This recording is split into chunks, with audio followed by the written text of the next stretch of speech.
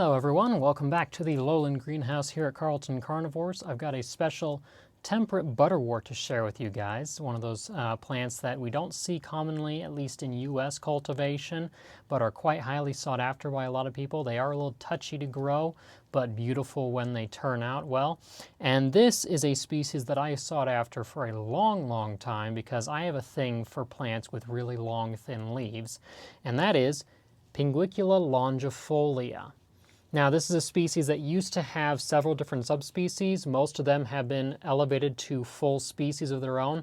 Pinguicula causensis, which I also grow, hasn't bloomed just yet for me though, sadly. Pinguicula dirticensis, and a couple others. The nominate subspecies, the one that is still within the species though, this guy, is endemic to the Pyrenees Mountains. They border both France and Spain, and this plant is found within both countries in canyons within there. And these guys are in fact canyon wall specialists too. They grow at relatively high elevations, around 1,700 to 1,900 meters in elevation, so 5,000 to 6,000 feet up. And they tend to grow on kind of limestone rock walls where there's seepages going on. Mosses and stuff will grow out on there, or algae mats will develop on there, but otherwise they're often growing on that kind of calcareous or alkaline limestone substrate.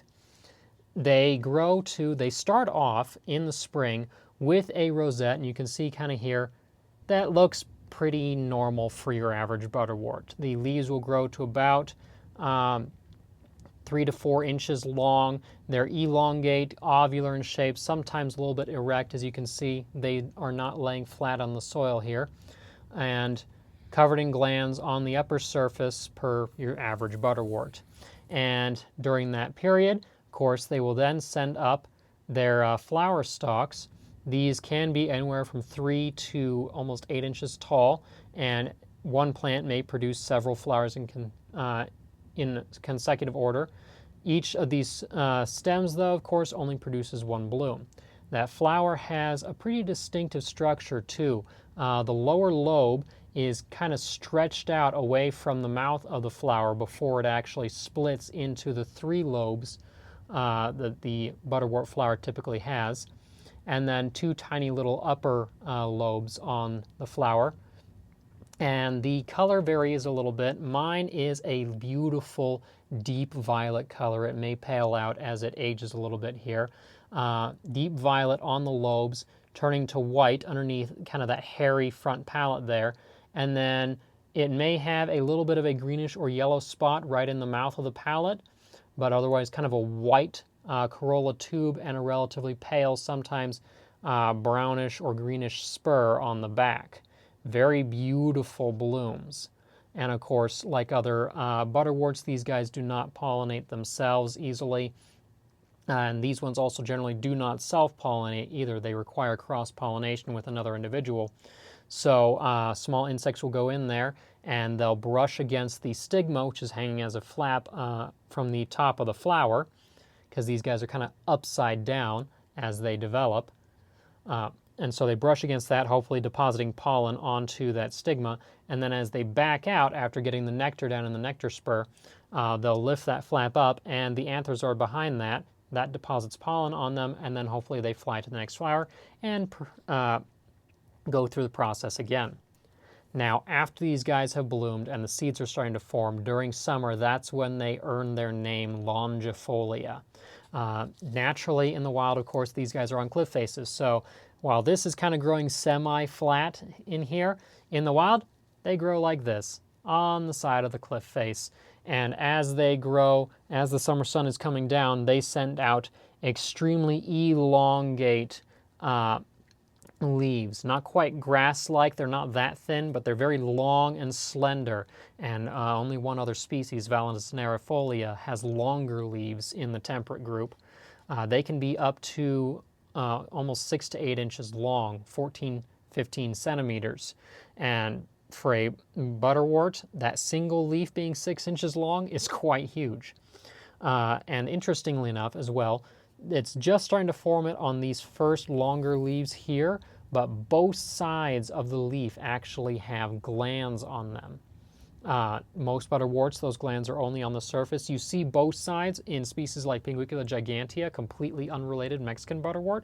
These guys also have that trait too, because they have those long leaves, they're hanging out in the open, and so it's advantageous for them to trap insects on either side of the leaf, because you never know which side of the leaf that the insect is actually going to end up landing on.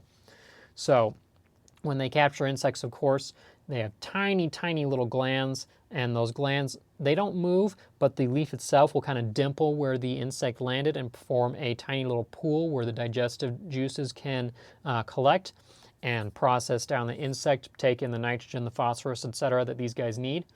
And so those long leaves last all summer long, and in bright sunlight, some versions may actually develop a rich, ruby, rusty red coloration as well, or almost purple. And so those last throughout the summer.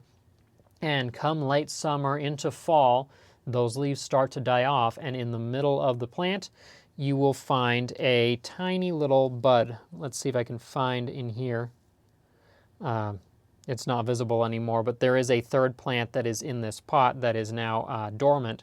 But they produce these tiny little, tightly packed, scale-like buds. Those are the hibernacula, and of course, those are kind of buried in the substrate, in the algae mat or moss or whatever that they're growing on the rock wall. And those are then protected because they're hard and scaly like that, and also because they're buried in the substrate, protected from really harsh freezing weather. And that allows them to survive the cold winters that the Pyrenees will experience. And of course, in the Pyrenees, that winter might be 5 to 6 months long. In cultivation, it's a little easier with these guys, and sometimes you can get 2 growing seasons out of them in a year because they only have an obligate dormancy period of about 2 to 3 months, and then they might grow for about 3 or so months during the growing season. So you can get 3 months on, 3 months off, 3 months on, 3 months off, so 2 seasons in a year sometimes. But those hibernacula, they have to experience that cold for that minimum of about 2 months at least, if not 3. I usually give them 3 before they then wake up again the next year. And when those hibernacula form, oftentimes the plants will also produce tiny little buds, gemmae, around the bottom of that hibernaculum. Those detach easily, and those will fall down the rock wall and continue to colonize that space. So while seeds, when they're produced, tiny little dust-like seeds, they might get caught by water or wind or other animals, and they might be transported up the cliffside or to new locations. The gemmae will kind of help colonize the rest of the cliff where these guys are growing. Now in cultivation, they don't require specifically a calcareous alkaline limestone substrate, although you might see them do better with a more mineral substrate. You can see I am growing them in a kind of peat perlite mix here, but I do lean a little more heavily on the perlite, and I do have a few pieces of crushed coral, so limestone basically, that are thrown in here to help kind of reduce or increase the pH to an alkaline consistency that's more aligned with what these guys see in the wild.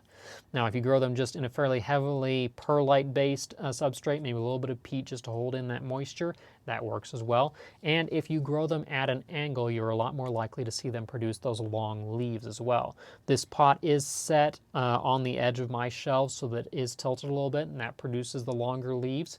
But recommended to do that if you want to see the really long leaves develop, and keep that mineral substrate fairly compact so that you can do that without it all falling out. Now they do require fairly moderate conditions. You want fairly bright light, not full sun for these guys usually. You'll want kind of bright dappled light. Most LED lights and such that you might find in cultivation are good for these guys. You can grow them under those.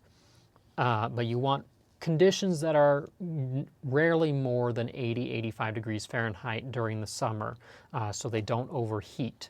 So best on the lowest shelf of a greenhouse or in a cool basement where you're growing them. If you're lucky enough to live in an environment where it's cool summers, you may be able to grow them outdoors as well. So the Pacific Northwest, for example, is really good for these guys perhaps. And then bright lights, relatively cool temperatures throughout summer. Feed them fairly regularly so you get them growing well, and you have nice healthy hibernacula and good gemmae production as well. And then you will, once they go dormant, of course, you must give them that dormancy period. Simply sticking either the whole pot or the individual hibernacula in a moist wrapped paper towel in a baggie in the fridge for a minimum of 3 months so that they get their obligate dormancy period before bringing them back out. Now, they still aren't common in cultivation. There's not a lot of people in North America, at least, that are growing these guys. But if you're lucky enough to find them, you might also find they may be fairly expensive.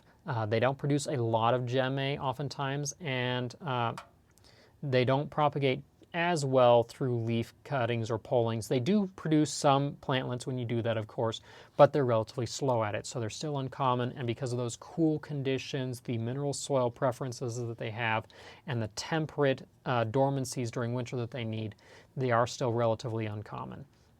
But if you find one and you can get them in the right conditions, a very rewarding plant to grow. Now, that is all I have for that species right now. If there's something that I've missed, questions that you might have, feel free to leave them in the comments below. I will be covering other species as they try and bloom. Both Causensis and Poldinii, unfortunately, did not decide to bloom in this round, so hopefully they will do so next round and I can get videos for them. But stay tuned for other videos that will be coming up for a few of those species. I've also got Vulgaris in the works. If you'd like to learn more about the things that I am working with, simply make sure to follow, subscribe to the channel so you don't miss anything coming up, but also visit the website, carltoncarnivores.com. The database and blog are both there. You can find information on the plants and animals that I work with. Always posting things on social media, Instagram, TikTok, Facebook at Carlton Carnivores. If you'd like to help support the production of these videos in a more financial manner, buy the plants at the website, shop, or donate at Patreon. You can get early access to the videos, monthly seed contest access as well, and more, or donate at Coffee. But mostly the links for these things will be in the video description below. But until next time, I'm Hawken Carlton, and this is Carlton Carnivores.